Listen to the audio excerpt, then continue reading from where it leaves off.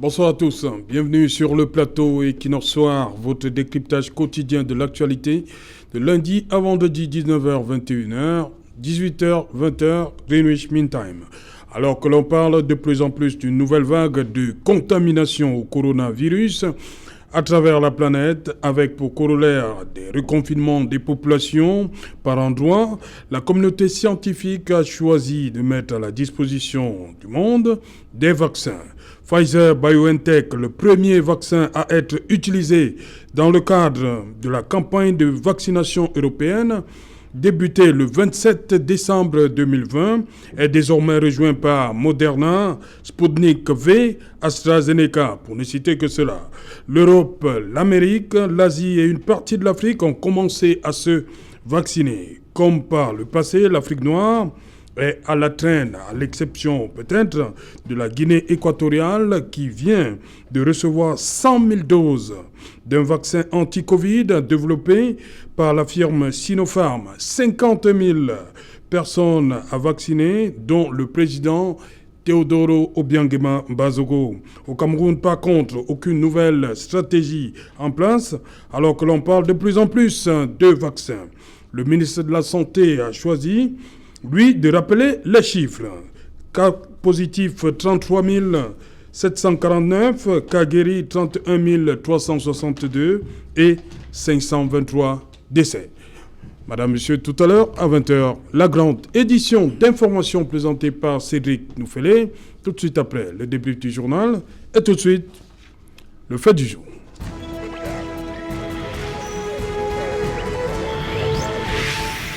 Covid-19 et vaccin, le Cameroun observe encore. Pour tenter de comprendre, nous avons invité un plateau et des médecins et des politiques, mais aussi également du côté de la diaspora où nous aurons le docteur Jean Chou depuis Montréal et un autre qui travaille dans le cadre des institutions pharmaceutiques en Belgique, Emmanuel Fomo. Je commence par ce plateau. Bonsoir. Raphaël Ndougou.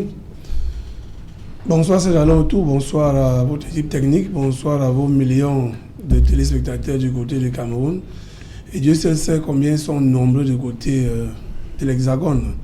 Vous me permettrez, si vous le voulez bien, de dire juste tous mes encouragements à ma propre famille qui a perdu, nous avons perdu notre maman samedi dernier, Madame Odila Tangana, à qui nous souhaitons justement que nos ancêtres l'accueillent auprès du Saint-Père là-haut. Nous pensons que nous allons être à la hauteur de supporter sa disparition, elle qui nous rassemblait à chaque fois. Elle s'apprêtait d'ailleurs nous rassembler à l'occasion de son anniversaire le mois prochain. Malheureusement, elle va nous rassembler dans le cadre de son enterrement. Toute la grande famille Ombandougadon, par ma voix, nous disons beaucoup de courage à nous-mêmes. Merci de m'avoir invité.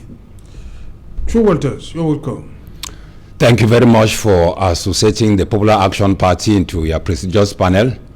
I wish to say good evening to those in the Northwest and the Southwest. Those in the Kondengi Central Prison, Principal Prison. I'm thinking about Mancho BBC, who was not freed after Mamadou Mota was freed. I want Mancho BBC to be freed. Et Serge Alain, je voudrais vous transmettre les salutations des étudiants de l'Université de Yaoundé 2. Ils disent que vous étiez en Tchang, à l'Université de Tchang, et on vous attend à soi. Pourquoi vous n'êtes pas allé à soi? Et que vous êtes l'espoir de ce pays. La Troisième République se forme à travers votre perspicacité, dévouement, professionnalisme et objectivité, la manière dont vous tenez le débat Equinox TV. Je voudrais, en passant, féliciter Séverin Tchunke, qu'il a créé quelque chose au Cameroun. Et les jeunes croient à Equinox. Et c'est à travers Equinox qu'on aura un changement dans ce pays. Merci pour l'invitation. Merci, Joe Walters. Nous avons bien pris note. Bonsoir, Fossing Zozou.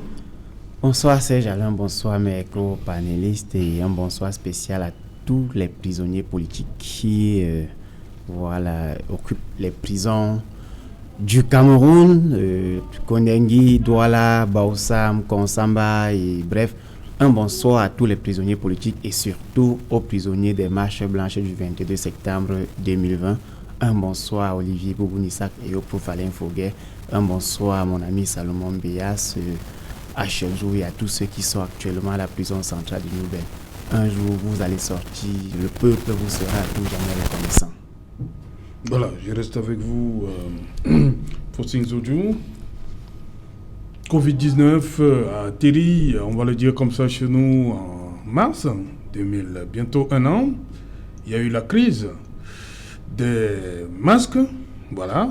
Après la crise des tests Covid, maintenant on parle de plus en plus de vaccins. Il y a toute une polémique là-dessus. Et on voit comment ça se passe à travers la planète. Pourquoi le Cameroun reste silencieux sur ce dossier, selon vous?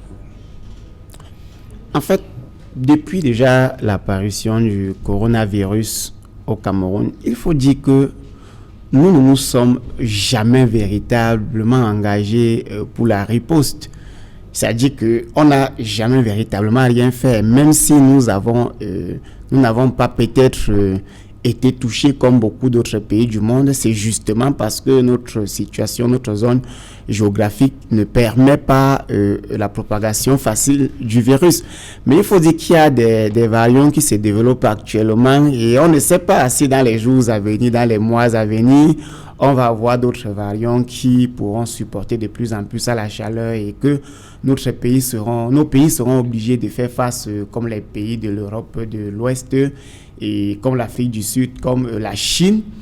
Et si jusqu'à présent on ne parle pas de vaccin, c'est parce que le gouvernement continue de fonctionner comme dans n'importe quel autre dossier. C'est-à-dire qu'on attend d'abord voir si les gens vont commencer à mourir à chaque bout de la rue pour qu'on se pose la question de savoir si aussi on va vacciner. Pourtant, lorsqu'on est une nation, lorsqu'on est gouverné, lorsqu'on est dans le souci de préserver sa population, à chaque fois qu'il y a une situation qui stresse et qui inquiète le monde, on se met aussi en pole position pour se demander et si cela arrive en cascade chez nous comme ça arrivait chez les autres. Mais nous sommes, par exemple, les Camerounais ne sont même pas informés du vaccin, si ce n'est que lorsqu'ils regardent les médias internationaux. C'est peut-être la première fois qu'un plateau est organisé au sujet de ces vaccins dans notre pays. Ça veut dire que le gouvernement, lui, ne fait même pas cas et les ministres de la Santé continuent à nous rappeler les chiffres et ces chiffres sont de plus en plus alarmants dans la mesure où il y a une nouvelle vague de contamination. Est-ce qu'il fait donc mal de rappeler les chiffres? Non, il ne fait pas mal de rappeler les chiffres, mais on ne va pas se limiter aux chiffres. Peut-être lui... Peut-être pour une meilleure prise... Il ne peut rien faire tout seul parce qu'aujourd'hui, on ne peut plus parler des mesures barrières. Cela a déjà été oublié par le gouvernement lui-même. Pour preuve, on a des conférences, des réunions qui se tiennent dans des ministères. On a des ministres... Où les gens n'ont pas de masque. Les chantiers. Les gens n'ont pas de masque. Parfois, les ministres... Parfois, les ministres, lui, il a son masque. Mais ceux qui sont dans la salle n'ont pas de masque et cela ne met personne. Et ces masques même n'ont jamais été véritablement portés. On n'a pas vu les gens dans le taxi avec les masques. On n'a pas vu les gens sur les motos Benskin avec des masques. Vous n'irez pas voir des gens au marché central avec des masques. Vous n'irez pas dans des églises voir des gens avec des masques. Les élèves sont dans des salles de classe, ils n'ont pas de masque. Les étudiants n'ont pas de masque. En fait, on ne s'est jamais véritablement préservé. On ne s'est jamais véritablement protégé face à cette situation. Et si aujourd'hui on ne parle pas des vaccins, c'est parce qu'on a comme l'impression que nos dirigeants attendent et ils espèrent que peut-être un Dieu, un ange, une chance ou la fortune du moins, que quelque chose va nous empêcher, va nous empêcher d'être véritablement attaqués comme les pays d'Europe de l'Ouest. Vous voyez, on est dans une période très critique où tout le monde entier est en évolution. Les gens se demandent, mais qu'est-ce qu'on fera demain si à jamais le corona arrive dans nos pays? On ne parle plus parce que les variants qui se développent sont de plus en plus, parfois, qui résistent de plus en plus aux mesures barrières. D'autres deviennent de plus en plus contagieux. Ça fait que il est important que nous commencions de demander si demain nous nous retrouvons dans la même situation que l'Italie, que l'Afrique du Sud, que les autres pays qui souffrent de cette maladie, de cette pandémie. Qu'allons-nous faire au lieu de seulement contracter des prêts chiffrés à des cinquantaines de milliards pour aller finir un stade qui avait déjà été livré ou du moins qui a déjà été construit depuis 2018. Restons Covid. Voilà. Joe Walters, pour vous, qu'est-ce qui peut expliquer cette attitude? Well, Ce n'est pas une préoccupation comme chez les autres? Pourquoi on ne parle pas assez vaccin au Cameroun? I would have asked you that. Why is it that Samuel Kleda's medicines concussions was not taken into consideration? Why is it that Dr. Peyum concussion was not taken into consideration and many other Cameroonians? I'll first of all give my sentiment, mon sentiment personnel par rapport à ce sujet, et puis deux analyses à deux niveaux. Macroéconomique selon les chiffres, les indicateurs donnés par le ministre de la Santé publique et en relation avec la situation économique du Cameroun financièrement. One, my personal sentiment. J'ai l'impression que cette affaire est politisée. Vaccin. Bon, quand vous regardez du point de vue macroéconomique, on dit 33 000 cas, 31 000 guéris, oui. 2200 actifs, 58 sur oxygène. Et puis, c'est insignifiant. 38 sur oxygène. Et 58 UPEC, je ne sais pas, le médecin spécialiste. 158. Voilà. Donc 158 UPEC. En UPEC. Bien. I wanted to say that this issue is becoming serious at the international level and politicized in Cameroon. Why? Because quand vous regardez les chiffres donnés par le ministre de la Santé publique, quel était l'indicateur de mesures clés pour sortir ces chiffres?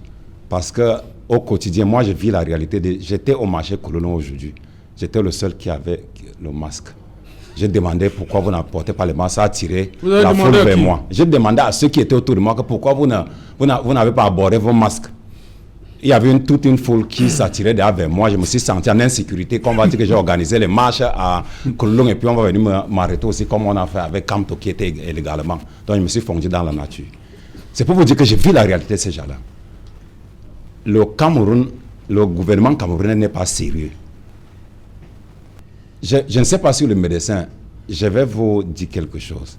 Si vous buvez le coca et qu'on vous effectue un test du Covid-19, ça sort négatif. Ça sort positif. Je ne sais pas s'il va me démentir. J'en ai déjà fait dans mon quartier, on a fait. C'est sorti. Donc si vous buvez le coca et qu'on vous effectue, vous passez au scanner du test du Covid-19, ça sort positif. Maintenant, quelle est la crédibilité de ces matériels de test de Covid-19? Je m'interroge. Because le nombre de tests qui ont été donnés au Cameroun, combien ont été effectués? Jusqu'à là, on n'a pas vraiment un plan, un tableau récapitulatif des régions, des départements, de l'arrondissement, comment ces tests ont été faits. Pour ces chiffres-là, je critique les chiffres. Je demande au ministre de la Santé publique de se ressaisir et dire aux Camerounais combien de tests ont été effectués jusqu'à là. On a Exim Bank China qui a donné 75 milliards pour les PB, les ordinateurs PB dans les universités aujourd'hui qu'on ne sait pas où c'est parti et les data centers qui ne sont même pas encore créés. En dette totale au Cameroun, on a 9117. Donc chacun sur ce plateau, les Camerounais doivent 500 000 à l'étranger pour payer les fonds du Covid-19 détournés. Then here, why is it that the vaccine, Cameroon is not going for the vaccine? C'est parce que Dieu nous aime. Covid-19 n'est pas la bienvenue au Cameroun. Parce que quand vous regardez comment les gens circulent dans la rue. Mais il fallait pouvoir venir au Cameroun. Et la salle est remplie. Il n'y a même pas les mesures barrières. Le gouvernement parle de quelles mesures barrières et de quels vaccins. Pourquoi vous n'avez pas considéré Samuel Kleda, les trucs de Samuel Kleda et Dr Peyou et autres? Les boîtes de nuit sont bondées de Camerounais. Ils boivent de 6h de 18h à 6h du matin. Il n'y a pas Covid-19 là-bas. J'étais au marché Kouloulou, il n'y a pas. À Yaoundé, parce que moi-même j'ai fait des recherches, j'étais au marché Frundi, personne n'avait le masque. Marché Mokolo, à Yaoundé, personne n'avait le masque. Vogada, personne n'avait le masque. Attendez. Marché Central, personne n'avait le masque. Y compris vous-même? Non. Je vous ai dit qu'au marché Kouloulou... Attendez, vous avez dit que vous aviez le masque au marché Kouloulou. Oui. Je demande au marché Frundi, vous n'aviez pas le masque, vous? J'avais le masque, mais personne n'avait le masque. Vous êtes toujours le seul à avoir le masque. Et seul à avoir le masque. Vous êtes toujours le seul à avoir le masque. Non, je ne sais pas, c'est le constat que j'ai fait. Ok. Bon, parler du vaccin, vraiment, pour moi, c'est banaliser cette affaire. Okay. Laissons le vaccin et croire à ce que le Cameroun a proposé. Certains Cameroun ont proposé pour combattre ça. Thank you, Joe Walters. D'abord, on accueille Docteur Itoa, bienvenue. Merci. On s'inquiétait déjà un peu, hein? Oui, j'avais encore quelques obligations professionnelles et les embouteillages de Douala ne facilitent pas également la circulation. Voilà, docteur, je commence par vous. Le vaccin, pourquoi? Est-ce que c'est une priorité pour le Cameroun, pour le moment? Alors, vous-même, lorsque vous êtes parti de votre bureau pour ici, les Camerounais avaient-ils des masques? Qu'est-ce qui se passe au Cameroun? Nous sommes bénis, comme on dit. non, je ne pense pas. Je ne pense pas que nous sommes. On parle de recrudescence, mais c'est comme si les gens ne sont toujours pas conscients du danger. Non, je ne pense pas. Dû à certains facteurs démographiques, peut-être génétiques, climatiques, l'Afrique, y compris le Cameroun, semble relativement s'en sortir mieux que les pays occidentaux qui comptent les morts par centaines chaque jour. Si on compare nos statistiques, nous sommes, disons, relativement plus épargnés. Cela dit, de façon absolue, c'est quand même trop. Le ministre de la Santé publie régulièrement les résultats. Nous venons de voir que lors des 30 derniers jours, nous avons perdu quand même 68 personnes dû à cette pandémie. C'est beaucoup. C'est à peu près l'équivalent des morts, des accidents de la voie publique. On est à plus de 5000 nouvelles contaminations dans les 30 derniers jours. C'est beaucoup.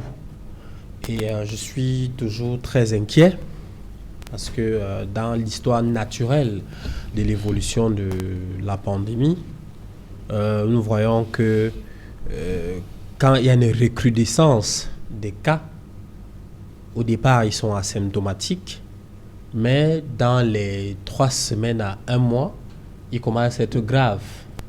Parce que vous savez, dans l'histoire, vous contractez le Covid, 5 à 10 jours, vous êtes positif, 10 jours, vous avez des signes mineurs, 3 semaines à 1 mois, vous avez des signes graves. Donc, moi, je suis très inquiet par rapport à cette recrudescence de l'épidémie.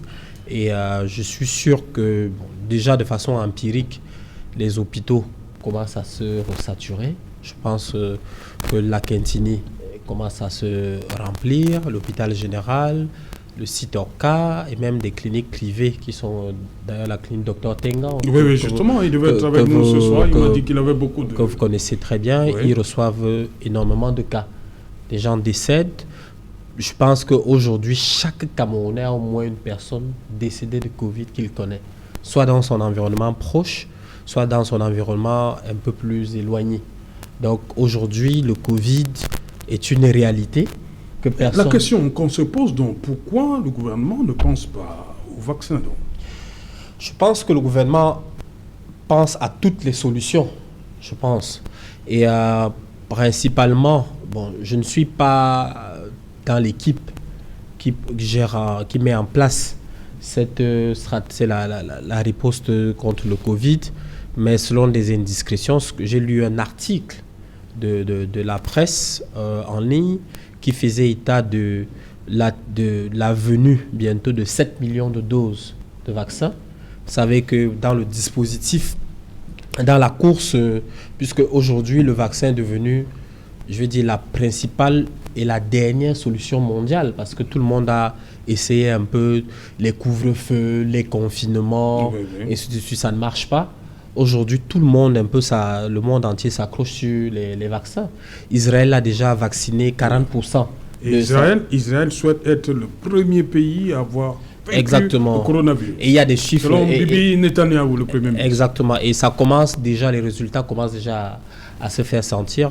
C'est-à-dire que depuis qu'ils ont commencé la vaccination, il y a une chute brutale du nombre d'hospitalisations des personnes de plus de 60 ans. Les premières personnes qui ont reçu le vaccin. Dans le vaccin, ça marche. Et ça dépend évidemment du type de vaccin, de la souche circulante et de l'organisation logistique, parce que le plus difficile dans les campagnes de vaccination, c'est l'organisation logistique. C'est que la plupart de ces vaccins sont conservés à des températures très, très, très froides. Et il faut toute une logistique nécessaire pour pouvoir organiser. Et ce n'est pas tous les pays qui s'en sortent. Un pays comme la France, d'ailleurs, n'arrive pas à faire avancer leur stratégie de vaccination parce que la logistique est assez chaotique. C'est pour cela d'ailleurs que le vaccin russe présente un certain nombre d'avantages parce que oui, parce que lui peut se conserver à une température de moins 2 degrés qui sont assez proches de nos congélateurs et frigos ici dans les zones tropicales.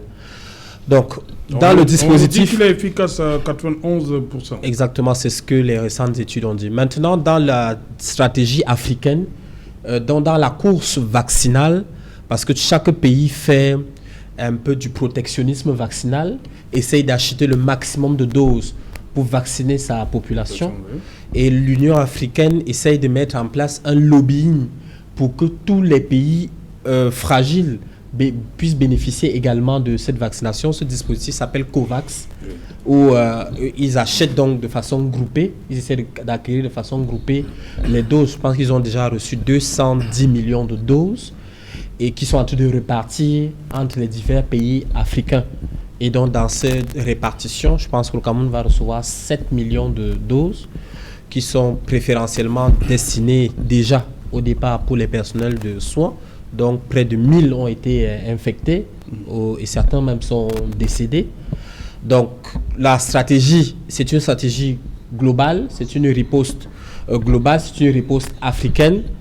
Il va falloir être... Docteur, vous dites que le personnel qui a déjà été infecté, est-ce qu'on nous a appris que le vaccin est préventif, non? Ça dépend du type...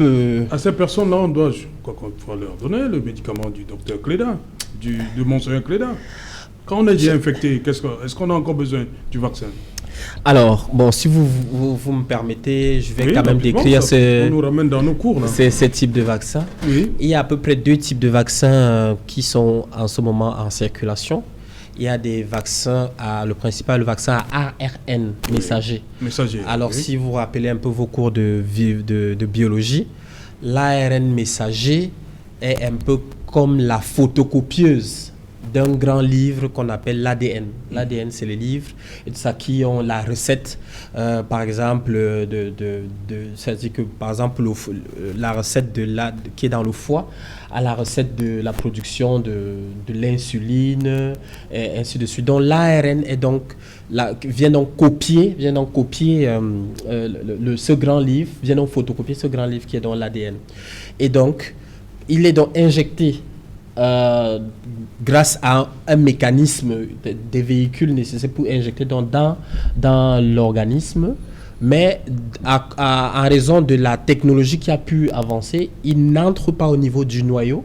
C'est-à-dire qu'au niveau du noyau, le noyau se trouve l'ADN, qui peut effectivement entraîner une modification génétique. Il reste au niveau du noyau, au niveau des ribosomes.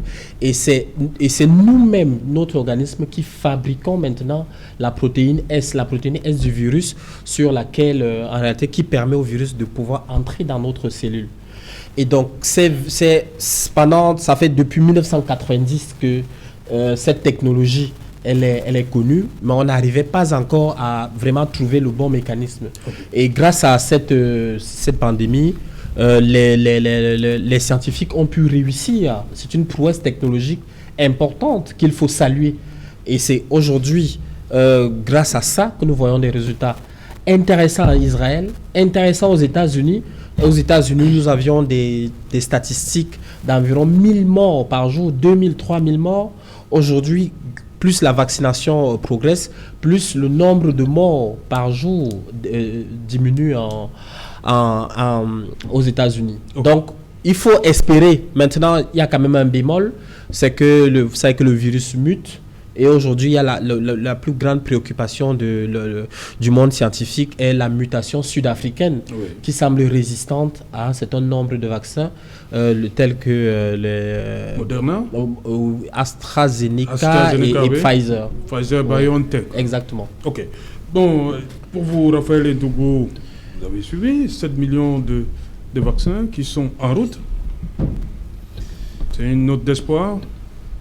Je pense que, premièrement, le Cameroun doit continuer à observer tel que la thématique l'indique, même si les solutions... Il y a des morts, là. Oui, il y a des morts, même si les solutions sont en train d'être prises. Oui. Pour la simple raison que le vaccin qui va marcher dans des pays X du côté de l'Europe ne va pas forcément marcher avec M. Ndougo parle parce que lui, il est un Africain. Il a ses anticorps un peu plus différents. Je peux dire que tout à l'heure, vous allez croire que c'est la blague. J'ai été malade une fois et j'ai voulu me faire vacciner contre l'hépatite B. Le médecin qui m'a examiné avant la vaccination m'a dit « Mes anticorps luttent contre l'hépatite B et donc je n'ai pas besoin d'être vacciné. » Vous comprenez donc qu'un exemple comme celui-là doit pouvoir amener le gouvernement à observer qui continue à trouver des solutions, c'est-à-dire à réfléchir. Parce que si aujourd'hui, vous avez posé la question tout à l'heure au docteur, s'il y a des morts, ou alors si quelqu'un a été contaminé, il faut mieux d'abord le soigner. Je suis d'avis. C'est-à-dire qu'il faut d'abord soigner avant maintenant de vous prévenir contre une nouvelle contamination. Or, actuellement, nous avons encore quand même des cas. Il faut d'abord trouver un moyen pour guérir ces cas. C'est vrai qu'il y a eu des morts, mais certains cas sont en train d'être guéris.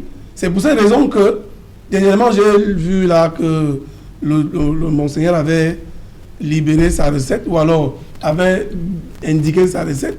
Peut-être c'était vrai ou faux, je ne sais pas. Mais il vaut mieux également continuer à aider ceux qui ont pu faire des recherches dans le cas de la guérison de cette maladie.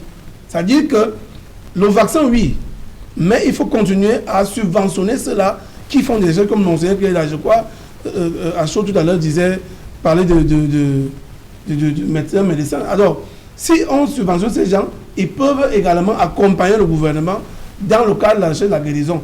Moi, je suis gêné par le vaccin qui arrive. Surtout que nous voyons sur la toile, on nous brandit des vidéos comme quoi, dans tel pays, il y a le vaccin, tel est mort, tel nombre de morts, ça fait peur.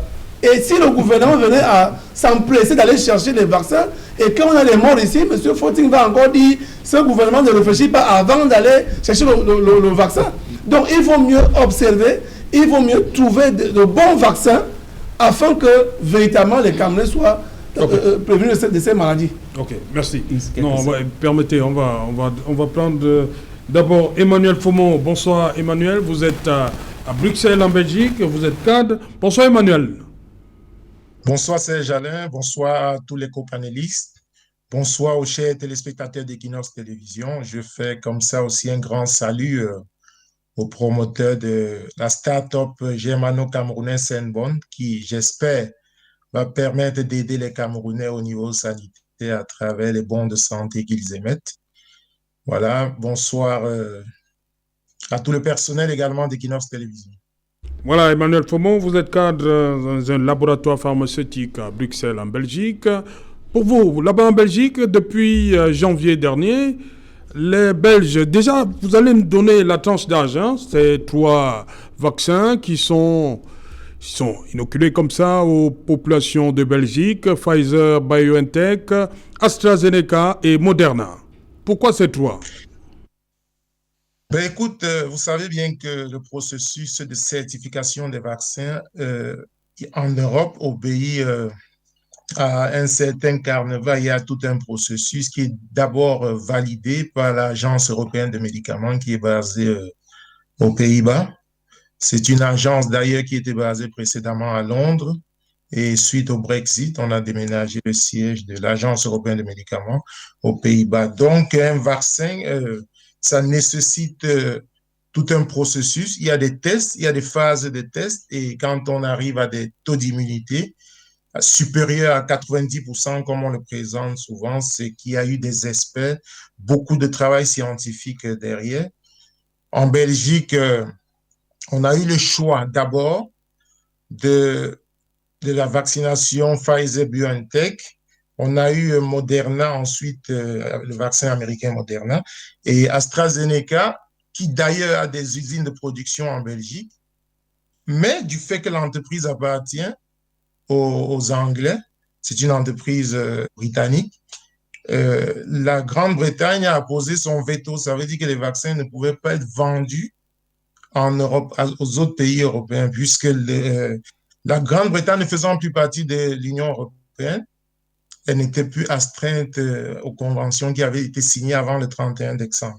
Donc, Astra a priorisé la Grande-Bretagne et tout récemment, il y a quelques jours, je crois, le vaccin a reçu l'accord des autorités européennes. Et le processus de vaccination fait l'objet d'une coordination par une task force européenne. Les commandes en Europe sont passées par l'Union européenne. Il y a des conventions qui ont été signées avec des laboratoires. Et à ce jour, en Belgique, on a priorisé, au-delà de la tranche d'âge, comme vous venez de l'indiquer, on a vacciné par ordre de priorité. Depuis le 5 janvier, par exemple, on a commencé par des personnes extrêmement âgées, qui sont les seniors qui sont dans les maisons de repos. On a trouvé que c'est des personnes qui sont fragiles. Et ça, c'est un travail scientifique. Je crois qu'il y a une question, un problème au Cameroun. Le gouvernement n'a pas réuni un groupe d'experts, un groupe de scientifiques pour parler du corona. On s'est limité parfois à des communications gouvernementales qui sont des tweets du ministre, qui sont une publication comme ça des statistiques des malades. Je crois que notre pays est doté de suffisamment de matières grises, aussi scientifiquement, qui pouvaient, n'est-ce pas, faire ce travail d'expertise. Les décisions européennes qui sont prises, que ce soit en France, en Belgique, aux États-Unis, c'est des experts, c'est un travail. Il y a des groupes scientifiques, des experts, des virologues, des immunologues qui travaillent sur ce projet.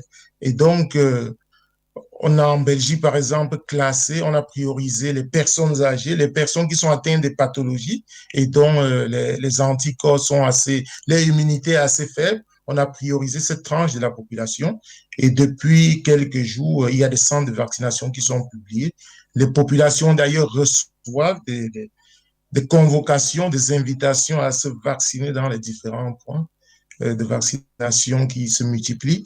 Et je voudrais aussi tirer la sonnette d'alarme parce que nos concitoyens camerounais ont tendance très souvent à croire que voilà, qu'il s'agit d'une création comme ça. Et on se dit parfois que grâce à une hypothétique intervention divine, que le Cameroun s'en sort encore très bien.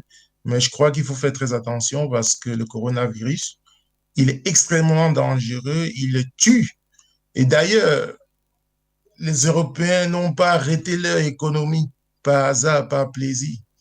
Les compagnies aériennes, on a aujourd'hui plus de 900 avions à Toulouse qui sont stationnés. Il y a des avions qui ne voleront plus, qui ont été démontés parce que ces avions ont été attaqués par des rouilles et tout. Les mécanismes ne fonctionneront plus parce que voilà, il n'y a plus de passagers. Au Canada, par exemple, on a des compagnies aériennes qui ont mis la clé sous le paillasson. Bruxelles Airlines, par exemple, survit encore grâce à l'Afrique. Merci Emmanuel. On va justement aller au Canada. On nous attend, vous le voyez au bas de l'écran. Le docteur Jean-Tchou Prévost. On va dire bon après-midi, hein? Oui, bon après-midi, Serge Alentou. Bonsoir mes companélistes. Et un bon après-midi à l'équipe de l'école de Marois 3, donc l'école des parents du Cansonnel. Donc, je commence par là en disant qu'effectivement, les enfants, c'est la force un peu de la nation et c'est aussi ça qui protège un peu l'Afrique. Jean-Tchou, gastro-entérologue, pédiatre, vous êtes à Montréal au Canada. Pour vous, vous avez commencé aussi les vaccins là-bas, au Canada? Oui, absolument. Et quel vaccin? Pourquoi? Oui, tout à fait. Les vaccins ont commencé au Canada. Donc, actuellement, on a les deux, le vaccin Moderna et le vaccin de Pfizer-BioNTech. Les deux sont utilisés indifféremment.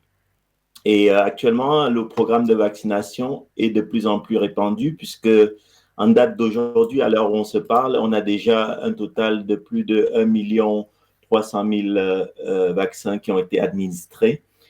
Si on regarde par rapport à la population canadienne dans son ensemble, ça représente 6% de la population canadienne. Et si on regarde en termes de rythme de vaccination, les personnes les plus fragiles sont les premières qui ont été vaccinées. Et ça va être aussi ce qu'on va pouvoir discuter dans le cadre de ces débats, c'est-à-dire quelles sont les priorités vaccinales. Donc, le programme de vaccination, lorsqu'il est mis en place, repose sur les priorités qui tiennent compte des personnes les plus à même de décéder. Donc, j'avais ici très rapidement une... je ne sais pas si vous m'entendez, Serge Alain Autou. Oui. Si, on vous écoute.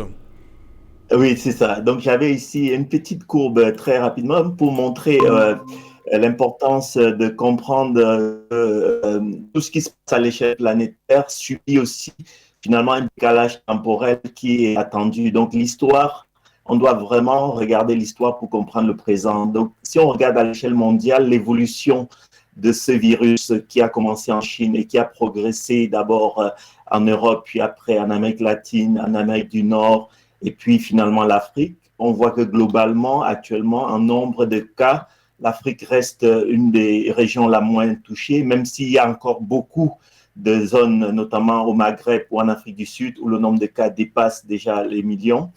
Et on regarde maintenant pour ce qui est des décès, et ça c'est aussi quelque chose qui est important. On se rend compte que là encore, l'Afrique et le Cameroun en particulier est dans une zone considérée comme tiède. Il y a des pays où il y a encore moins de décès que le Cameroun. Et ça, c'est un élément important qui rejoint finalement la population en termes de répartition de histogramme de la population. Si on regarde pour ce qui est du Canada, par exemple, la population canadienne, l'âge moyen est de 40 ans pour la médiane de 40 ans, alors que la population camerounaise, l'âge médian est de 19 ans. Donc, les facteurs qui vont être associés en termes de décès sont les facteurs liés à l'âge, premièrement, et l'autre facteur qui est important, ce sont les facteurs qui sont dus à l'exposition en termes de proximité et charge virale. Et c'est pour ça que lorsqu'on tient compte des personnes qui sont décédées, il y en a eu au Cameroun plus de 400 décès. Donc, l'une des choses qui apparaît, c'est que ce sont des personnes, les soignants en premier lieu, ceux qui sont exposés aux personnes malades. Et c'est important lorsqu'on va réfléchir au programme vaccinal de prendre en compte cette épidémiologie. Qu'est-ce qui fait la mortalité et la morbidité? Ici au Canada, ça va être les personnes en institution. Fort heureusement, dans la communauté et dans l'environnement camerounais, il y a moins de personnes qui sont en institution. Par contre, les soignants sont exposés au cas de gravité de COVID. Donc, c'est important de les protéger. C'est important de protéger aussi les personnes qui sont exposées aux voyageurs. Je prends l'exemple de tous ces agents d'aéroport qui sont en contact directement avec les voyageurs. Et puis finalement, tout le tissu des personnes qui sont un peu plus de 60 ans. Et c'est important de penser à ce groupe-là aussi. Ok, merci, Dr Jantou. Oui, allez-y. Fautine Zodio, vous voulez réagir tout à l'heure? Oui, parce que Raphaël disait tout à l'heure que nous n'avons pas besoin des vaccins. Parce que si on vaccine les Camerounais, ça cause d'autres maladies. Fautine viendra dire sur ce plateau que le gouvernement n'a pas... Non, c'est pas ce que j'ai dit. N'a pas de plan. En fait, il faut le bon vaccin pour les Africains. En substance, si on se précipite pour prendre le vaccin et que, entre guillemets, quelqu'un venait à mourir suite de ce vaccin-là, vous allez encore dire que le gouvernement allait vite en besoin. Raphaël, c'est la même chose que je suis en train de dire. C'est-à-dire, on peut regarder faire lorsqu'on a un plan. Le problème ici, c'est qu'on n'a pas de plan. C'est-à-dire qu'un pays peut décider de ne pas vacciner sa population lorsqu'il est en train de travailler sur une autre piste qui semble plus efficace. Mais nous n'avons pas de plan. Vous vous souvenez au début de la Covid, le ministre de la Recherche nous avait annoncé la mise sur pied d'une usine de production de chloroquine. On ne communique plus. Vous vous souvenez qu'on a décrété le confinement. On ne nous a pas dit quand est-ce que le confinement a pris fin. Mais les gens ne sont pas pourtant confinés. On a appelé au port de masque. On ne nous a pas dit quand est-ce que le port de masque a pris fin. Mais les gens ne portent plus les masques. Ça veut dire... Et je parlais d'un spectacle qui a eu lieu la semaine dernière. Oui, ça veut dire que tout le monde a vu. Hein. Nous avons été au stade. Nous avons connu de très grands spectacles D'abord, oui, bon, disons, nous avons le moi je parle du marché central et du marché Mokolo. Oui. Je parle des spectacles, je parle des églises, je parle des mosquées, je parle des réunions associatives, ainsi de suite. Ça veut dire que nous n'avons pas la base de plan. Moi, je peux comprendre que certains pays soient réticents au vaccin. Mais ceux-là, par contre, même bien étant réticents au vaccin, développent d'autres technologies, d'autres sciences qui leur permettront de se prendre en charge au moment venu si à jamais le virus arrivait à devenir de plus en plus dangereux dans les zones. Sauf que dans le cas espèce du Cameroun, nous savons que nous n'avons pas de plan. Nous n'avons pas de plan parce que nous n'avons pas déjà eu de plan pour quoi que ce soit. C'est ça le problème de fond. Notre docteur du côté de la Belgique nous indiquait que le gouvernement camerounais n'a pas pu mettre sur pied une véritable équipe de scientifiques capable de commencer même les recherches. On nous a juste dit qu'on peut produire la chloroquine. Bon, voilà, on a des machines là qui peuvent nous faire 60 000 chloroquines par heure. Et après, on a vu c'était un moulin ou quelque chose de ce genre. Et puis, on est passé. Le ministre n'est plus jamais revenu dessus. Parlant du ministre madame la ministre de la Recherche scientifique, parlant du ministère de la Santé publique, est-ce qu'il y a une commission nationale de recherche autour du coronavirus qui fonctionne? C'est-à-dire que... Permettez, voilà. Le docteur et toi. Bon, Est-ce qu'il n'y a pas eu relâchement dans le suivi de cette pandémie? Bon, parce que même les chiffres, on ne les avait plus à une certaine époque. Hein. Certains moments, je pense on n'avait plus les chiffres. Est-ce qu'il y a eu un véritable comité de suivi Jusqu'à information contraire, oui. Tous les comités qui ont été mis en place n'ont pas été démantelés. Je sais qu'il y a une commission nationale de riposte contre le Covid qui est chapeautée par le Premier ministre. Jusqu'à la dernière information. Qui continue de se réunir? Je ne sais pas, mais je sais qu'elle n'a pas été démantelée. Ouais. Je sais qu'il y a une commission scientifique qui entoure le ministre de la Santé, qui le guide dans les orientations scientifiques pour la prise en charge du Covid, qui choisit notamment les protocoles thérapeutiques, qui, de mes informations également, a réfléchi sur la stratégie vaccinale.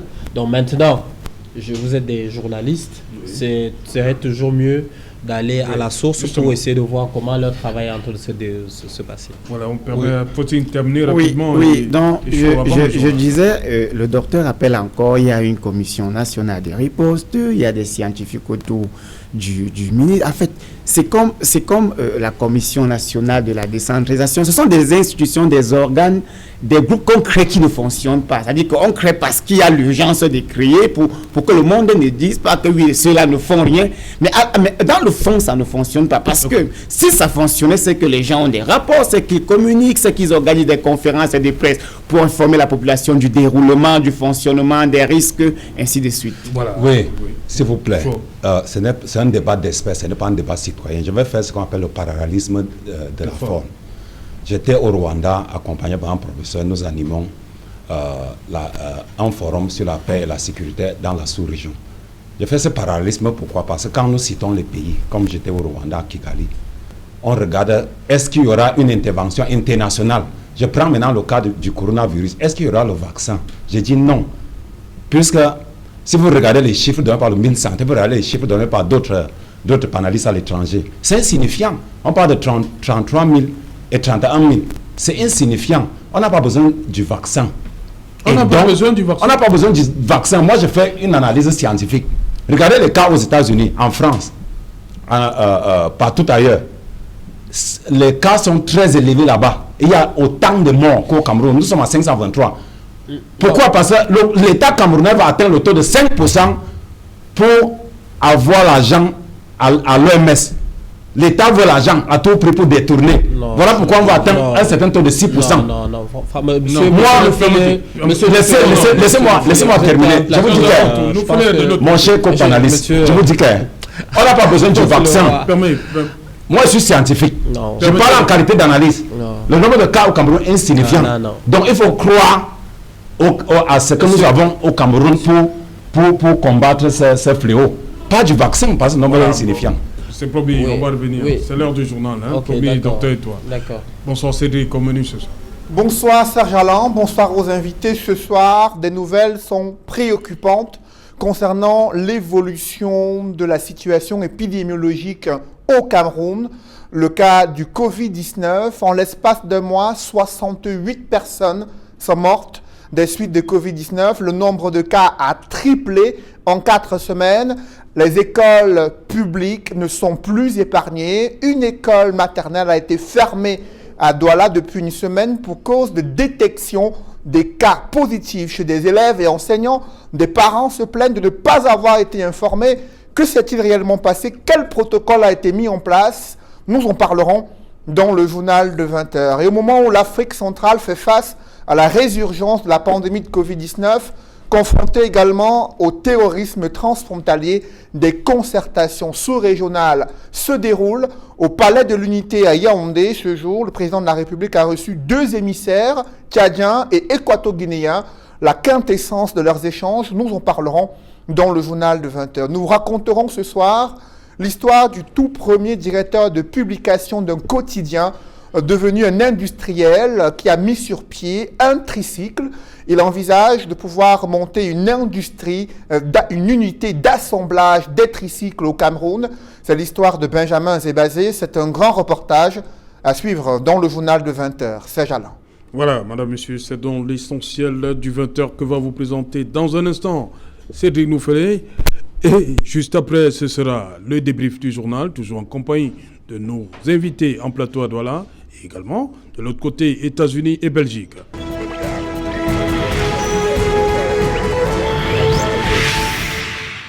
Retour sur le plateau, deuxième partie, c'est Equinox Soir, le temps du débrief, toujours en compagnie de Raphaël Ndougou, Joe Walters, Fautine Zodjou et le docteur Etoile.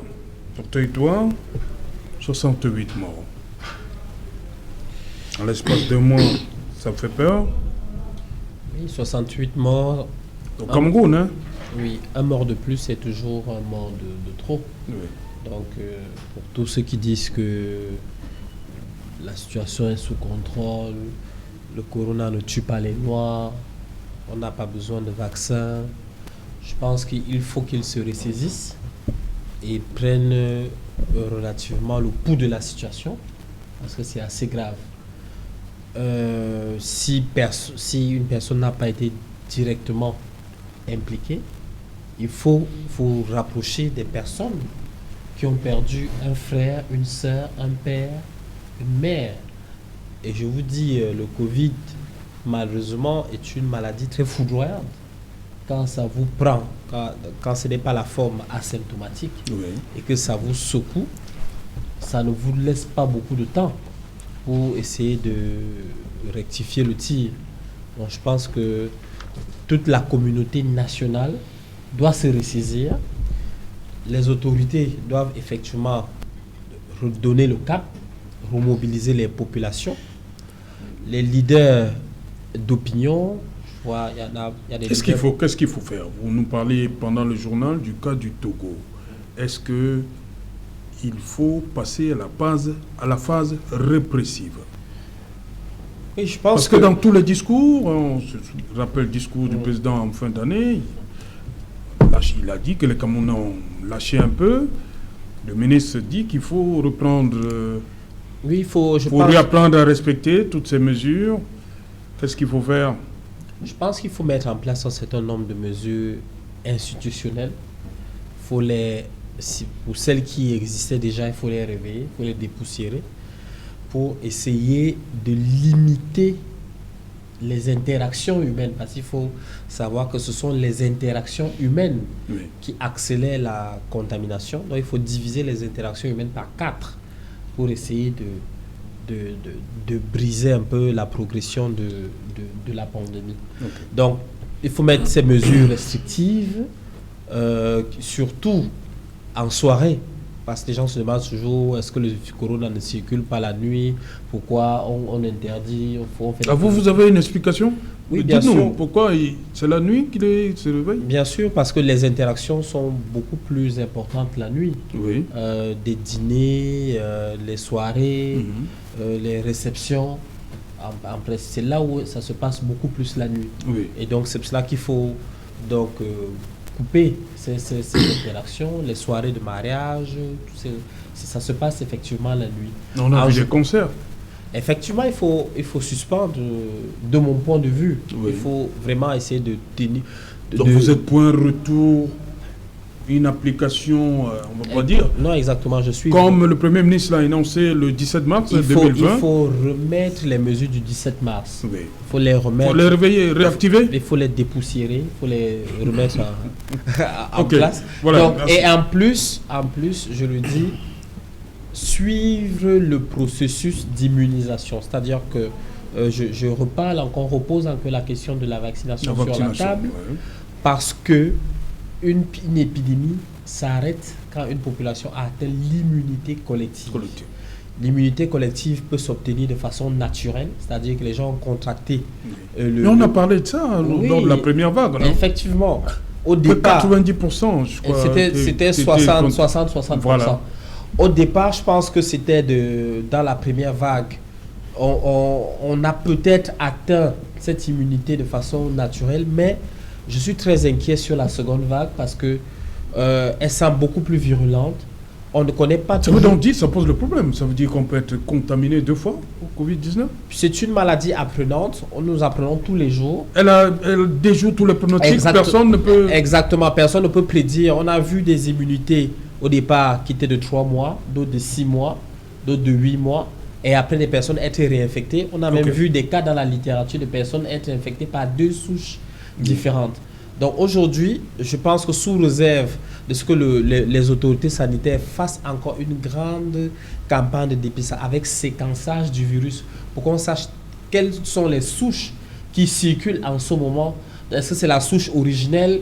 Est-ce que c'est la nouvelle souche sud-africaine, anglaise? On doit le savoir puisque la campagne de vaccination va bientôt débuter et il faut qu'on ait l'esprit fixé. Raphaël Ndougou, vous avez suivi, le médecin sur ce plateau parle qu'il faut réactiver, dépoussiérer les mesures du 17 mars 2020, énoncées par le Premier ministre, chef du gouvernement, Chief Dr Joseph John Routé. Heureusement que c'est un médecin qui a parlé, Oui. parce que M. Fouting, je sais qu'il va dire que quand on va encore essayer de verrouiller, parce que dans son déroulé, a parlé des zones où nous nous retrouvons en soirée, des snacks, des bars, ainsi de suite. Est-ce qu'on prend quand même la peine de poser un manceau d'eau où nous pouvons nous laver les mains, même si on ne peut pas avoir lavé le masque? Parce que ces mesures, parmi ces mesures, le lavage des mains est également là. Et n'oublions pas qu'en ce moment, nous avons une période très compliquée, la saison sèche, où généralement nous avons la grippe au quotidien, ainsi de suite. Ça peut aussi passer par là. C'est pour ça qu'ici, il faut interroger véritablement la responsabilité des Camerounais. Parce que si nous pensons que nous autres, là, nous prenons des positions du village, vous le savez déjà, puisque je l'annonce ici tous les jours, que moi j'ai ma position de grand-mère à la maison. Alors maintenant, est-ce que c'est parce que nous prenons ça que nous allons abandonner totalement ce que le gouvernement a demandé? Le président de la République a demandé, a dit le 31 décembre que le port du masque restera obligatoire. Alors, Walter disait tout à l'heure qu'il ne voit pas les gens porter le masque. Il ne s'agit pas, c'est pas le gouvernement qui va marcher avec le masque. Lui seul porte, les autres ne peuvent pas. Où je suis assis là, j'ai le mien. C'est parce qu'on ne pouvait pas parler avec le masque. Ça veut donc dire quoi? Ça veut dire que le gouvernement ne marchera pas derrière chaque Camerounais avec le fouet pour dire, cher Camerounais, portez le masque. On ne va pas demander aux mototaximens de ne pas porter plus de 2 personnes, comme c'est le cas que nous voyons au quotidien. Qu'est-ce qui est même... Pourquoi est-ce qu'on met le masque? Peut-être il faut expliquer aux Camerounais. En ce moment, les spécialistes comme le médecin vont davantage expliquer que non, on porte le masque parce que le contact, c'est là lorsque nous parlons. Alors, donc, je pense que ce qu'il y a lieu de faire, c'est de revenir justement donc, à ces mesures. Et de manière plus dure. De manière plus dure, pourquoi? Parce que, pour moi, je me dis que le gouvernement observe pour le vaccin parce que on se dit qu'il faut qu'il y ait le vaccin qui sera adapté aux réalités de notre pays. C'est-à-dire qu'à cette immunité que le docteur vient d'indiquer, est-ce que quand on va m'administrer un vaccin qui est administré au Canada ou bien en Belgique, est-ce que ça va marcher dans mon corps? À ce niveau, tout à l'heure, M. Fauting disait qu'il n'est pas sûr qu'on a une certaine organisation au niveau des institutions en charge des questions de lutte contre la maladie. Si c'est dans le cas, si c'est qu'en ce moment, les spécialistes ne se sont pas encore mis au travail, c'est le moment qu'ils se mettent au travail pour éviter que cette nouvelle souche-là soit plutôt dangereuse que la première. Et que cette affaire de vaccin dont on parle, qu'on associe des médecins, voici un qui est là, et bien d'autres, autour du ministre de la Santé, autour des autorités, afin de voir plus clair, afin d'étudier également ce vaccin. Ceci m'amène, je vais chuter par là, ceci m'amène à dire que dans l'avenir, n'attendons pas toujours qu'on se retrouve dans ce genre de situation de maladie. Il faut spécialiser, il faut envoyer nos médecins en spécialisation. Dieu sait, c'est le nombre que vous avez déjà fait connaître au Cameroun ici depuis mars dernier, l'année passée. C'est-à-dire qu'on a de la matière grise, on a des médecins compétents. Il faut qu'ils soient davantage spécialisés. Il faut financer la spécialisation des médecins afin que quand on a une situation comme celle-ci, que ces spécialistes s'asseyent pour dire nous avons déjà vu telle chose ou nous avons appris telle chose et puis voici ce qu'il y a lieu de faire. Tcho Walter, Tcho, c'est pour vous, on doit revenir au 17 mars 2020. It's not possible. I don't know whether... Parce que vous plaignez que vous étiez seul au marché en Koulouloun à porter le masque. Yes, we live with it because we cannot send people back to their homes. I have the impression that the doctor here and Raphael Nogo do not know the situation of the Cameroon context economically now. Mm-hmm. Do you know that the Brasserie du Cameroon, not to make publicity, is the highest taxpayers in Cameroon? Mm-hmm. And do you know how many liters? Do you know how many was spent in 2020? Le Cameroun dépensait 650 milliards pour la boisson au Cameroun. Now, it's the second best payer of taxes in Cameroon. Let me take, for example, somebody who operates a snack bar and has somebody who roasts fish, another who makes call box, another one who sells maybe granite, another one who sells other things, food stuff. Those are about 5 families. The same 5 families, they send children to schools. When you close the night economy, what do you expect the Cameroonians to do? Let me present the economic situation. Ils ne sont pas au courant de la situation économique du Cameroun actuel. Balance du paiement, négatif 0,6%. Produit intérieur brut, négatif moins 2,3%. La dette extérieure, 9 117 milliards. Dette intérieure, autour de 3 000 milliards. Budget, 5 000 milliards. What do you want the government to do? We cannot confine people. That's the economic situation in Cameroon now. If we send people back at home, they'll become thieves. That is what we call l'économie de la nuit. Non, vous vous accrochez seulement à un point. On a parlé de 13 mesures. 13 mesures. Où sont donc les mesures d'accompagnement, puisque le gouvernement n'avait pas... 13 mesures ce jour-là, le 17 mars. Yes, there were 13 measures, but the government do not have accompanying measures to support because the COFAS cannot sustain Cameroonians for those 13 measures. Let me take one of the measures. GICAM presented a book of about 96% of enterprises in Cameroon are affected by the virus. Do you know what the government disbursed as sum? 25 billion to pay as crédit de TVA. Crédit de TVA c'est quand une entreprise a livré la marchandise à l'État et l'État doit à l'entreprise crédit de TVA 25 milliards, alors que c'est autour de 1200 milliards. C'est insuffisant, insignifiant. So I want to say here that my co-panelists, when Serge Alain called us here, it is to come and enlighten and prove to the government that when you take measures, take accompanying measures. But Cameroon at the present moment now do not have means to send people on the 17th of March. That is why they can allow people to go. They should ask them to pray. And I'll end with 2 things. It's a new world order that is imposed to reduce the population of Africa because for the next 50 years it will be 2 billion. Vous avez les éléments pour étayer votre affirmation? Well, you asked me whether I have proofs to demonstrate my assertion. Well, I will tell you that the virus was created. There is what we call la valeur nominale du virus et la valeur réelle du virus. So the nominal value of the virus is that we've known that the virus has spread all over the world. But the real value is that it has been created so as to impose the next new world order. That's why the vaccines are coming and they want the government to take the vaccines. So I don't advise the Cameroon government for now to go on confinement, because the situation at hand now, Cameroonians should live with what they have. Samuel Kleda and the protocol proposed by the Minister of Public Health, Cameroonians can sustain what they have now. Because now you can buy ginger, lemons, you can drink afofo. We don't talk. You don't the jonto to chilo corona. So you can drink all those things. Cameroonians are used to. So we already know how we can combat corona in the rural area, because the government is not possible to do it. Ok. Faustin Sojou, il y a eu des mesures, je crois, on interdisait des regroupements de plus de 50 personnes. Au regard de ce qui s'est passé la semaine dernière, les marchés sont toujours bondés. Vous êtes pour, comme m'a dit le médecin sur ce plateau, docteur et toi, un retour aux 13 mesures du 17 mars? Oui, peut-être je suis pour. Je suis pour dans la mesure où, comme je l'ai dit tantôt, rien n'est prévu, rien n'est fait. Donc nous n'avons que ces mesures comme solution efficace pour le moment entre nos mains.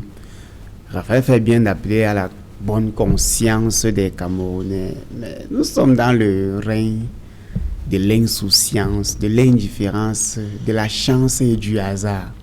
C'est-à-dire qu'à la base, si les choses marchent bien, même chez nous pour quelques rares moments, ce n'est pas parce qu'il y a des personnes qui se sont assises et qui ont travaillé pour que ça marche. C'est souvent le hasard. Les gens ne portent pas les masques. Ce n'est pas parce qu'ils n'ont pas peur de la mort. C'est aussi parce qu'ils pensent que leur quotidien est déjà comme la mort. C'est pour ça qu'ils ne savent pas à quoi c'est le masque. Les gens ne prennent pas des mesures barrières. Les gens, c'est-à-dire que quand on parle même du corona au Camerounais, les gens sont traumatisés par d'autres formes de souffrance. C'est pour cette raison que je parle de notre règne du hasard.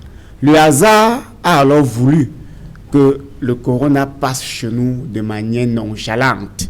Mais ce n'est pas parce que nous avons travaillé. Quand on dit, oui, mesures barrières, pas de regroupement de plus de 50 personnes. Mais on parle même à qui? Parce que pour parler de pas de regroupement de plus de 50 personnes, il faudrait déjà qu'on ait des marchés normaux. Donc des marchés où les gens sont dans des boutiques et sur des comptoirs. Mais nous avons un marché qui est organisé comme un camp d'esclaves, où les gens sont obligés de couler, il y a plus de vendeurs que d'acheteurs. Et quand vous demandez à plus de vendeurs que d'acheteurs de ne pas monter 2-3 personnes sur la moto le soir, ils vont vous répondre, nous avons même déjà vendu combien. Donc le coronavirus semble être la dernière souffrance des Camerounais. Ils estiment que la souffrance quotidienne est déjà au-delà du coronavirus. C'est pour ça qu'ils ne prennent pas des mesures. Le gouvernement, quant à lui, connaît la situation. Mon frère vient tout à l'heure peut-être de nous faire des statistiques sur notre situation économique. Cela semble anodin et on semble même ne pas comprendre. Mais comment pouvez-vous alors expliquer que nous soyons toujours en train de nous endetter comme si on voulait atteindre un nouveau record du pays le plus endetté au monde, alors que les gens ont des priorités autour de la santé, autour des projets sociaux, autour de l'organisation de la population afin d'éviter ce virus. Nous sommes en train de nous endetter pour construire des stades qui seraient livrés depuis 2018. C'est-à-dire qu'il y a un problème de fond. Et le problème de fond ici, pour ne pas surfer sur les conséquences d'une situation, le problème de fond étant que nous avons connu un retard dans tout ce qui est organisation de notre pays. C'est pour cette raison que même devant la mort, nous ne sommes pas prêts à prendre de meilleures décisions. Parce que le transport en commun n'est pas organisé. Alors quand vous demandez, permettez, c'est quelque chose, quand vous demandez par exemple aux gens de ne pas se surcharger dans des taxis, mais par la même occasion, vous ne réduisez pas les taxes liées au transport. Alors, vous dites alors que quelqu'un qui a pris le taxi de son voisin le matin alors qu'il a perdu son emploi il y a 10 ans et il n'a jamais été indemnisé, il a demandé le taxi de son voisin et il est appelé à verser 10 000 le soir. Que voudriez-vous qu'il fasse en acheter un litre de carburant à plus de 600 francs? Nous avons échoué et la situation n'est que le résultat. Ok, merci. On va donc prendre, pour terminer cette émission, on va aller d'abord au Canada où nous attend Dr Jean-Chou. Dr Jean-Chou Prévost, vous m'avez dit lorsqu'on préparait cette émission que cette résurgence est pour vous, de votre point de vue, une espèce de retombée du Chan. Expliquez-nous.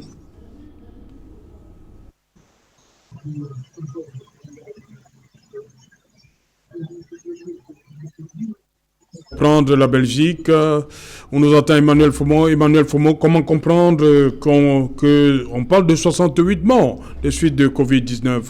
Vous liez ça à quoi, vous?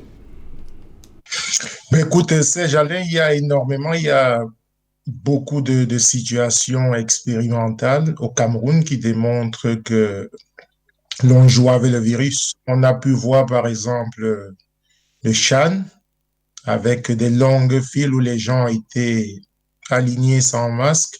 On a tout récemment vu le concert de Fally Ipupa et même les festivités marquant les 88 ans du président Biya. Donc, il n'y avait vraiment pas de distanciation. On peut comprendre ce que les uns et les autres évoquent en termes de confinement impossible au Cameroun, vu la situation économique, mais il faut quand même garder à l'esprit qu'il y a des mesures qui sont possibles.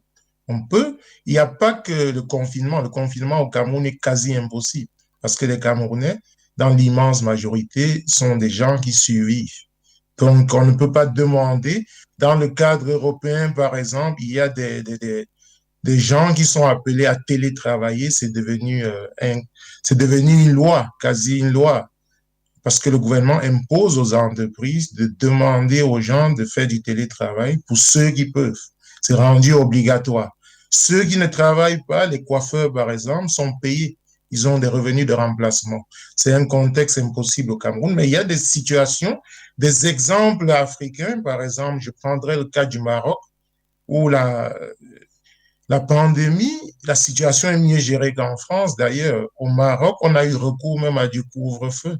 Ils ont commandé des vaccins chinois. Moi, je pense qu'il y a des mesures barrières.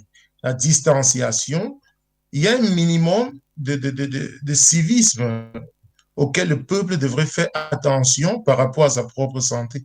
Il faut déjà qu'il prenne ces mesures qui sont possibles au niveau de soi-même, parce que je vois très mal comment le gouvernement s'en sortirait avec les dettes colossales dont vous avez évoqué tout à l'heure pour le financement des stades ou de la pénétrante est de Douala, sans qu'on sache ce que ça rapportera aux populations en termes de retombées économiques. Donc, en réalité, il y a des mesures à prendre. Le gouvernement doit institutionnaliser, le gouvernement doit réglementer, même dans le cadre d'une loi, l'obligation de porter des masques. Parce que celui qui ne porte pas le masque, il se met en danger, mais il met la santé d'autrui en danger. C'est un peu ça, il doit protéger. On a l'obligation de se protéger, de protéger les autres. Moi, je pense donc qu'il y a beaucoup de situations au Cameroun qui sont laissées, on est lassiste devant un certain nombre de phénomènes qui sont des situations qui prêtent Manuel, à la depuis la propagation du Belgique, virus. est-ce que nous pouvons voir Jantou, Prévost, docteur Jantou? Voilà, merci. Voilà, docteur, et toi, vous vouliez Oui, je voulais dire apporter une précision? Effectivement, chaque pays combat la pandémie avec ses réalités et ses armes. Et donc, je ne pense pas que ce soit une fatalité de dire que tout est perdu. En Chine, la méthode, ils ont presque vaincu le Covid-19 sans vaccin, parce que c'est un pays extrêmement discipliné, extrêmement ordonné, où les populations acceptent de perdre leur liberté pour le bien commun. On voit que cette situation est beaucoup moins acceptable, par exemple dans les pays occidentaux, où ils peuvent il y a des manifestations. Voilà, ils peuvent difficilement accepter Ils ont refusé le second reconfinement. Exactement. On a vu. Et c'est pour cela d'ailleurs qu'en Occident, ils ne peuvent pas s'en sortir sans la vaccination. Parce que c'est un pays de liberté, les gens doivent recouvrir leur liberté. Et pour que la vie puisse redevenir normale, il faut la vaccination. Alors ici chez nous, nous sommes dans un contexte évidemment où on peut encore difficilement restreindre les libertés, puisque je parle sous le contrôle de Joe Walters qui a énoncé un certain nombre d'indicateurs économiques que je respecte, avec la population qui vit dans l'informel. il faut essayer de trouver un équilibre entre essayer de freiner quand même la propagation du virus avec des mesures qui sont faisables, telles que le port obligatoire du masque, telles que la réduction d'un certain nombre des attroupements, un certain nombre de choses, mais miser également sur la vaccination. Pourquoi je le dis? C'est-à-dire qu'il va falloir peut-être pas vacciner tout le monde, mais vacciner des personnes ciblées, des personnes d'un certain âge, des personnes qui sont porteurs de comorbidité, des personnes qui doivent voyager, des volontaires, des personnels de santé, des personnels d'aéroport. Et on essaye de cibler ces personnes à risque, on n'est pas obligé de vacciner toute la population. On pourra donc trouver un équilibre et préserver mais cela nécessite de passer par une campagne de communication vraiment sérieuse et agressive, parce qu'il y a évidemment un taux de refus et d'hésitation vaccinale qui est très fort, mais qui peut être dompté par une campagne de communication adaptée. Voilà, on nous fait savoir que le docteur Jean-Chou Prévost est revenu. Docteur Jean-Chou Prévost, je disais que vous liez cette montée-là, cette résurgence, au CHAN qui vient d'être organisé au Cameroun. Dites-nous pourquoi. Oui. C'est effectivement un des facteurs qui a très rapidement, dès le début de la pandémie, été associé à une propagation des cas, c'est la proximité physique. Donc, on a, à partir de là, parlé de la notion de distanciation physique qui était un élément majeur, au même titre que le lavage des mains et autres. Et quand on est proche physiquement, on a des virus qui se propagent facilement. On a les cris et la voix, puisque dans un stade, on crie, on est actif. Et donc, la parole est aussi le vecteur, même si on ne se touche pas physiquement. Et puis, au final, on est dans un contexte où, au milieu de cette foule, il y a des personnes qui sont positives, qui ne se connaissent pas, qui s'ignorent. Parce que quand on regarde le nombre de tests faits par million de population, le Cameroun est loin d'être un pays où on teste beaucoup. Donc, il y a beaucoup de gens qui circulent avec le virus. Et je parlais tout à l'heure de l'épidémiologie en termes d'âge, de la démographie de la population. Et beaucoup de Camerounais jeunes vont peut-être avoir des formes pauci-symptomatiques ou complètement asymptomatiques et vont aller au stade et contaminer d'autres. Et c'est vraiment un élément majeur. Donc, cette promiscuité et le fait qu'on est dans un circuit où on parle, on chante. On a vu des éclosions, par exemple, ici dans les karaokés, de cas de Covid. Et puis, on a effectivement des jeunes qui, parfois, ils se touchent, parce que c'est l'émotion. On vibre le match, le stade. Donc, je pense que c'est clairement quelque chose qui a contribué. Donc, voilà. Merci beaucoup, Dr Jean-Chou, depuis Montréal. Bonsoir également à Windsor, au Canada. Merci également à Emmanuel Fomo depuis la Belgique. Merci à vous, Joe Walters. Was a pleasure. Yaoundé, voilà. Yes. Au retour. Hein? Yes, thank you very much. I always come on anytime you need me on Equinox. Ok. Merci, Faustin Zodiou. Merci, c'est Alain. Merci, docteur. Voilà. Merci. Raphaël Dougou, merci. Merci, juste à 30 secondes, enfin une seconde pour dire mes condoléances à Maître Choumen qui a perdu sa maman ce matin à l'hôpital général de Yaoundé. J'allais dire de Douala. Toutes nos condoléances par ma voix et ceux qui sont avec nous et qui nous soient ce soir. Okay. C'est le chemin de tout le monde. Voilà, merci. Madame, Monsieur, nous sommes arrivés au terme de cette édition Equinox Soir. Rendez-vous demain lorsqu'il sera 19h pour le dernier numéro de la semaine. Bonsoir, Konsamba.